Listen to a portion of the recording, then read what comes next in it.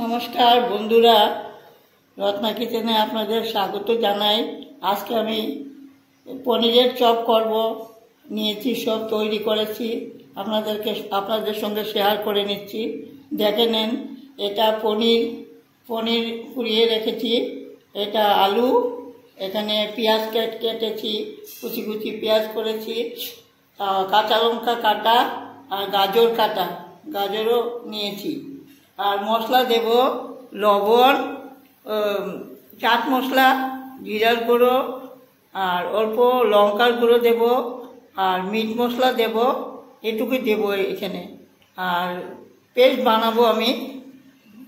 চাউলের গুঁড়া নিয়েছি, চাউলের গুঁড়া আর অল্প বেসন নিয়েছি, এখানে পেস্ট করব। লবণ দেব, হলদি এখানে অ্যাড করব।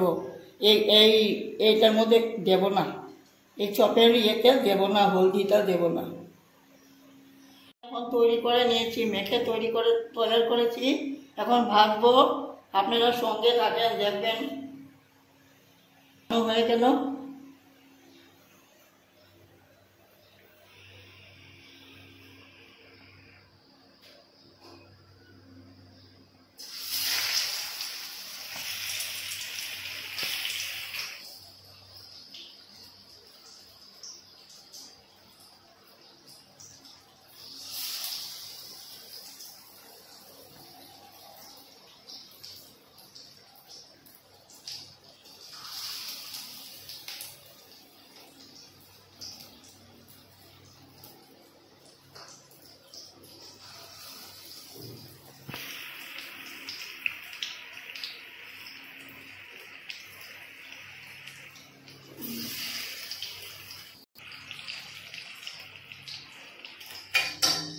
এখন পাল্টিয়ে দিলাম, হয়ে যাবে। একটু সময় নেবে, আগুনটা অল্প কম করে দিতে হয়।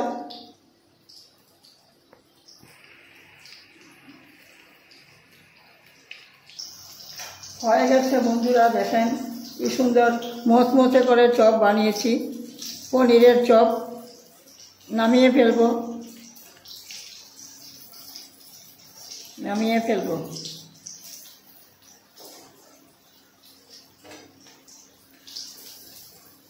বাচ্চারা খেতেও খুব ভালোবাসে, পনিরের চপটা বাচ্চারা খেতে খুব ভালোবাসে।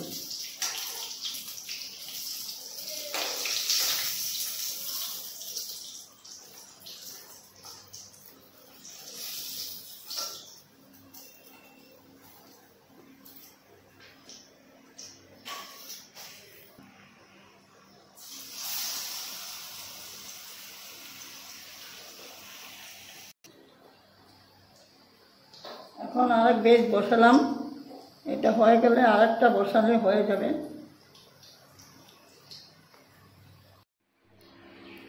দেখেন বন্ধুরা, কি সুন্দর লাগছে আর খেতে দারুণ হবে। আমি পনির দিয়ে বানিয়েছি চপটা, আপনারা চাটনি দিয়ে খাবেন। টমেটোর সস দিয়েছি, আমি অল্প করে দিয়েছি, আমাদের বাড়িতে সবাই খায় না টমেটোর সস, এই জন্য পুদিনার চাটনি, ধনেপাতার চাটনি ওরা খাবে। আপনারা যদি এই সসটা খান তাহলে আপনারা বাচ্চাদেরকে দিবেন, আপনারাও খাবেন, অথবা অন্য সস দিয়েও খেতে পারবেন। আমি টমেটোটা দিয়েছি, দেখানোর জন্য দিয়ে দিয়েছি। আর সুন্দর হয়েছে, দেখেন একদম দারুণ হয়েছে। দেখেন মচমচে পনিরের চপ, আপনারা বাড়িতে বানিয়ে খাবেন, কমেন্ট করে জানাবেন কেমন হলো, আর লাইক করবেন, কমেন্ট করবেন আমাকে। আর আপনারা ভালো থাকবেন, সুস্থ থাকবেন। আজকের ভিডিও এতটুকুই করলাম, এখানেই শেষ করলাম। পরের ভিডিওতে আবার দেখা হবে।